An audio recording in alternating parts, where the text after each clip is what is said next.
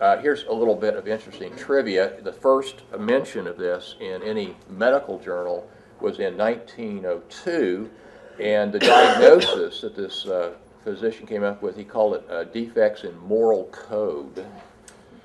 It's probably not going to be in DSM-5, and I don't think they're going to go back to that. But over the years, they call it minimal brain dysfunction, hyperactivity, and so they've used different terms to describe it. But the thing that's really cool about this is, number one, he described the behavior exactly like it's in the DSM. Okay, so I mean, he really was able to say, hey, here's a syndrome, and here are the characteristics, and he was right on the money. Secondly, he said, it seems to occur more in boys than girls, and that's probably the case. Okay, and finally, he speculated that this was due to some kind of brain dysfunction, and his rationale for that was that you can have extraordinarily severe symptoms that can really cause lots of problems for these kids, and yet many of them come from families that are good, normal, healthy, functional families. Most kids that have schizophrenia, their families are really messed up too.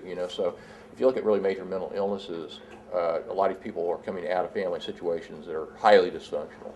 But the thing about this that really is the trivia part of it is, here this guy is writing about hyperactivity, and his name was Dr. Still. Again, one of those very important bits of trivia I'm sure you'll remember for the rest of your career. Yeah? But earlier you said that ADHD could be linked to family? Yes, genetically. Okay, yeah, ADHD and bipolar are the two disorders that have the strongest evidence of running in families. Okay, so it can come in these are healthy, loving, nurturing families, no abuse, neglect, stuff like that. That's what he was talking about. But in fact, parent may have ADHD. And then there was some additional stuff that came along in the early part of the 20th century that kind of lended to support the notion maybe it's a brain problem. There was a big epidemic of encephalitis in, I think it was 1917. It killed lots of people, millions of people worldwide. But after the subsided, some of the people that survived had all these symptoms that looked exactly like these kids, or real similar to that. So that suggested that. Benzedrine really was the first synthetically produced stimulant. Came out in the 1930s, and back then they could do research on kids without any permission from like ethics boards or parents or anything. And what they started doing is they had all these kids that were like in reform schools, because they were bad kids. They tried all kinds of stuff on them to see if it worked, and it didn't make any sense. A lot of these kids were wildly agitated and aggressive, but eventually they'd given them all kinds of stuff, They gave them some of this and they calmed down. It's like, whoa, maybe we're on something here, okay. Soft signs, these kids have higher incidence of very subtle neurologic signs and so forth. Okay, anyway, prevalence rates. Now, more recently, it's probably closer to the 7, maybe even 8%.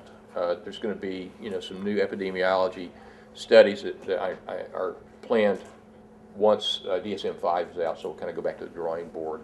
4% of adults, and the reason 4% rather than 7% is because study after study has shown that about a third of ADHD children in late adolescence, early adulthood completely outgrow the disorder. And this corresponds to the later stages of development of the frontal lobes, and frontal lobes are really good at doing lots of stuff, like, for instance, controlling impulsivity, helping to focus attention, and so on and so forth. So more than half of ADHD kids are going to be ADHD teenagers and go on to be ADHD adults. Now, we're going to see the clinical picture changes a little bit over time, but they still have it. I tell you what, actually, just forget this, okay? When I say acquired, this is not true ADHD, but there are lots of kids who have they have fetal drug exposure, they have problems with during delivery, labor and delivery, and they've had head injuries and so forth. They look like ADHD, but the underlying pathology is different. Okay, so if we have time, we'll come back and talk about those kids. But the vast majority of true ADHD is at least presumed to be genetically transmitted. Now, this is really important, and this is going to be addressed. It's being debated now. It's going to be addressed in DSM-5. It has to do with subtypes of ADHD. So if you take a look at, we'll assume that 100 represents 100 kids that have the real thing. And we'll see there's a lot of other disorders that may, at least at first glance, look like ADHD, but they really it isn't. So if you take 100 kids, most of them, probably 90% of them, by adolescence, the H drops out. So the wiggling and can't sit still stuff begins to evaporate. But the core symptoms, which are impulsivity and deficits in intrinsic motivation that I'll talk about here in just a few minutes, will continue to be prominent, okay? Now, here's the important thing, and that is a lot of these kids are diagnosed when they're children, okay? But there are people that get diagnosed, you know, in high school or even in college sometimes. And they don't present with the motoric restlessness and hyperactivity part of this, but they are not ADD. They don't have attention deficit disorder. What they really have is they have ADHD minus the H.